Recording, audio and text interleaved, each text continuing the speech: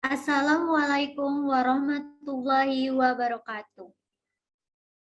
Puji syukur kita aturkan kepada Allah Subhanahu wa Ta'ala, dan sholawat serta salam tak lupa tercurahkan kepada Nabi Muhammad SAW. Sebelum moderasikan presentasi kelompok 2, saya sebagai perwakilan ingin mengucapkan terima kasih kepada dosen pengampu dan juga asisten dosen mata kuliah proyek struktur data dan algoritma. Pada video ini, saya akan menampilkan presentasi yang membahas sistem informasi dari kelompok 2 yang diketuai oleh M. Anjasvedo Afridiansah dengan MPM G1A 021037 dan beranggotakan M. Rifki Afriansah dengan NPM G1A 021023 dan Filda Aprilia dengan MPM G1A 021033, Rahayu Ningrum Pusparida dengan NPM G1A 021071, lalu Alwi Adrian dengan MPM G1A 021079. Sebelum melakukan percobaan penggunaan aplikasi, saya akan memberikan gambaran umum terkait aplikasi Sistem Informasi Inventaris Kantor ini. Aplikasi Sistem Informasi Inventaris Kantor merupakan aplikasi yang digunakan dalam mendata barang yang dimiliki oleh kantor. Terdapat beberapa manfaat dari aplikasi Sistem Informasi Inventaris Kantor, antara lain, yang pertama memudahkan perusahaan dalam mendata, mengelola, dan menyimpan data aset dengan aman. Yang kedua, mengurangi terjadinya human error. Yang ketiga, meningkatkan efisiensi kerja. Dan yang keempat, fleksibel, serta mudah diakses oleh pekerja. Selanjutnya akan dilakukan demo percobaan penggunaan aplikasi yang akan disampaikan oleh Anjasvedo. Kepada Anjasvedo dipersilahkan. Baiklah, saya akan menjelaskan demo aplikasi inventaris kantor yang sudah kelompok kami buat. Pertama, kita akan menekan tombol Run Project, dan project akan dijalankan. Akan tampil halaman dengan tulisan "Selamat datang di inventaris kantor". Klik login, tampil halaman silakan login. Terdapat dua pilihan, login admin atau login user.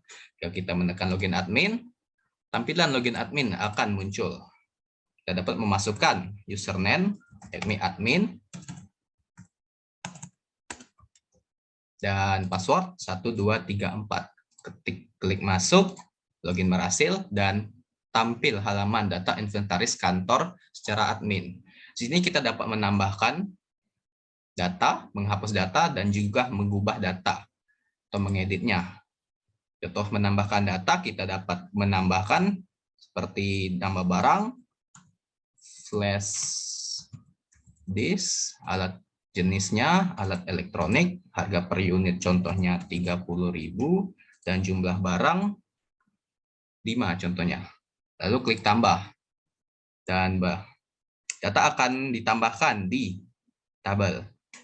Kita dapat juga menghapusnya dengan mengklik di tabel, lalu klik hapus. Hapus data, dan data terhapus di tabel. Lalu untuk mengeditnya, kita pilih data pada tabel, kemudian mengubah informasinya di sini. Contohnya, jumlah barang dari barang printer kita ubah menjadi 10. Klik edit, dan akan berubah di tabel. Kemudian, ketika kita menekan pilihan login user, akan tampil halaman login user. Kita memasukkan username-nya, yakni kelompok 2, untuk password 4321. Masuk, login berhasil, dan akan tampil halaman data inventaris kantor secara user. Di sini kita dapat melihat terdapat data yang ditampilkan, data nama barang, jenis barang, harga barang, dan juga jumlah barang. Kita dapat men-shorting nama, men-shorting berdasarkan nama, lalu men-shorting data berdasarkan harganya, kemudian men-shorting data berdasarkan jumlah. Begitu demo aplikasi yang sudah kami buat. Selanjutnya, untuk kode dari review kode pertama yakni kode pada Gframe cover dan juga Gframe tampilan awal akan dijelaskan oleh Alwi Andrian. Baiklah, pada kode cover dan tampilan awal, pada Gframe cover terdapat teks selamat datang di inventaris, kantor, dan juga tombol login. Pada tombol login, terdapat kode yang ketika tombol ditekan akan membuka halaman Gframe tampilan awal .java. Selanjutnya, pada Gframe tampilan awal, terdapat 3 tombol yakni admin, user, dan kembali. Ketika tombol admin ditekan, maka akan membuka tampilan Gframe login admin. Ketika tombol user ditekan, maka akan timbul maksudnya tampilan Gframe login user. Ketika tombol kembali ditekan, maka akan menutup tampilan Gframe tampilan awal. Sekian penyampaian dari saya. Selanjutnya, kode pada login admin dan login user akan dijelaskan oleh Filda. Baiklah, pada Gframe login admin, di sini kita dapat memasukkan username dan password. Lalu ketika username dan password dimasukkan, kita tekan tombol masuk. Berikut kode yang digunakan. Pada admin, kata kunci untuk username dan passwordnya adalah admin dengan menggunakan huruf kapital dan passwordnya itu 1234. Ketika kata kunci yang kita masukkan itu benar, maka akan tampil panel login berhasil dan akan membuka Gframe data admin. Namun, ketika kata kunci yang dimasukkan salah, akan tampil panel login gagal dan tidak akan membuka Gframe data admin. Selanjutnya, login user. Pada login user, hampir sama seperti login admin tadi, kita pertama masukkan username dan passwordnya, lalu tekan tombol masuk. Berikut kode yang digunakan. Pada user, kata kunci untuk username dan passwordnya itu kelompok 2 dan passwordnya 4321. Sama seperti login admin, ketika kata kunci yang dimasukkan benar, maka akan muncul tampilan panel login berhasil dan akan membuka Gframe data user. Namun, ketika kata kunci yang dimasukkan salah, akan tampil panel login gagal dan tidak akan membuka Gframe data user. Baiklah, untuk selanjutnya, kode pada Gframe data admin akan dijelaskan oleh Muhammad Rifki Afriansyah.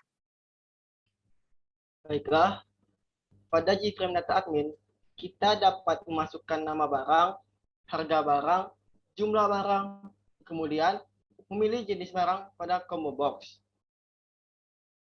Terdapat juga beberapa tombol, yakni tombol tambah, hapus, edit, kembali, dan keluar.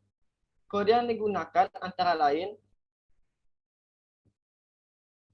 yang pertama ada kita public data admin, kemudian ada int component, setelah itu ada kode add row to gtable yang berfungsi untuk menambahkan baris menuju tabel. Kemudian terdapat kode menambahkan variabel pada ArrayList. Di sini kami menambahkan 10 variabel yang berisi alat kantor dan harga, jenis barang, serta stok barangnya. Dengan kode list add row, itu berfungsi untuk memanggil data ke dalam tabel yang akan kita tampilkan di data admin. Dan untuk tombol tambah, terdapat kode yang digunakan untuk menambah data yang sudah diisi menuju baris pada tabel dengan mengambil data dari text field dan combo box, lalu menambahkannya menuju baris tabel. Lalu pada tombol hapus. Pada tombol hapus, kita dapat menghapus data yang kita pilih dalam tabel tersebut. Terdapat menggunakan kode yes no option sebagai konfirmasi untuk menghapus.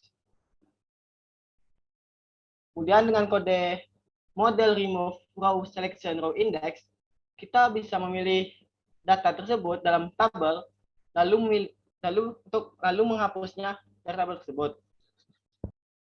Selanjutnya tombol edit. Tombol edit berfungsi untuk mengubah data pada baris di tabel. Dengan mengambil data pada baris, lalu mengubah data pada baris dengan data dari text field dan combo box. Dapat dilihat kode-kodenya ada in set selected row sama dengan tabel barang titik get selected row, kemudian if set selected row lebih dari sama dengan 0, kemudian ada model titik set value at txt name titik get text dalam kurung trim dalam kurung koma get selected row, 0 dalam kurung titik koma. Kode tersebut berfungsi untuk mengubah data pada baris nama dengan data dari text field txt nama. Kemudian ada yang kedua, model set value at cb jenis titik get selected item dalam kurung titik toString dalam kurung titik trim dalam kurung koma set selected row, 1 berfungsi untuk mengubah data pada baris nama dengan data dari combo box cb jenis. Kemudian ada model titik set value at txt harga titik get text tanda kurung titik trim tanda kurung koma set selected row, 2 berfungsi untuk mengubah data pada baris nama dengan data dari text field txt harga. Kemudian yang keempat, model titik set value at txt jumlah titik get text tanda kurung titik trim tanda kurung koma set selected row, 3 berfungsi untuk mengubah data pada baris nama dengan data dari text field txt jumlah. Untuk tombol kembali, di sini kami menggunakan kode dispose tanda kurung titik koma. Ketika button kembali ditekan, maka akan menutup tampilan JFrame data admin, tapi tidak menutup program. Untuk tombol keluar, menggunakan kode system titik exit dalam kurung 0 titik koma. Dan berfungsi untuk keluar dari project. Selanjutnya, kode pada data user akan dijelaskan oleh Anjo Svedo. Terima kasih. Baiklah, pada data user, terdapat text area yang digunakan untuk menampilkan data barang, dan beberapa tombol, sorting nama, sorting harga, sorting jumlah, tombol kembali, dan tombol keluar. Untuk men-sorting nama, digunakan algoritma sorting dengan selection sort. Terdapat variabel, data, dan algoritma selection sort. Kemudian menggunakan kode berikut ini untuk menampilkan array yang sudah diurutkan oleh selection sort menuju text area. Begitu juga dengan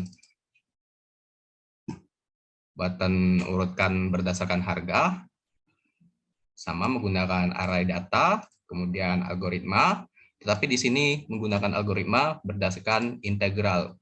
Kemudian digunakan juga kode append untuk menampilkan array data yang sudah diurutkan menuju text area. Dan sorting jumlah sama seperti sorting harga. Dan juga tombol kembali digunakan dispose yang ketika button ditekan akan menutup tampilan JFrame data user, dan juga tombol keluar sistem exit yang akan keluar dari project. Dan selanjutnya saya kembali kepada Rahayu Ningrum. Terima kasih atas penjelasan demo percobaan dan juga review kode yang telah disampaikan, dan terima kasih atas kerjasamanya. Harapannya dari apa yang kita diskusikan atau kita presentasikan ini bisa berkembang dan menjadi manfaat untuk kita ke depannya. Karena dirasa presentasi kita sudah cukup, maka saya akan tutup. Wassalamualaikum warahmatullahi wabarakatuh.